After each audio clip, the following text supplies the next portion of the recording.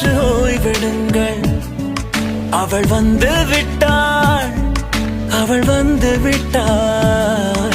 ஹே என்றால் அது அழகு என்றால் அந்த ஐகளின் ஐயவள் தானா?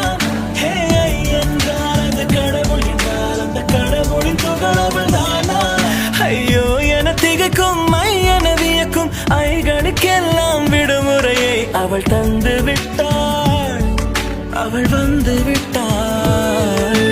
பூக்களே சற்று ஓய்வெடுங்கள். அவள் வந்து விட்டாள், அவள் வந்து விட்டாள்.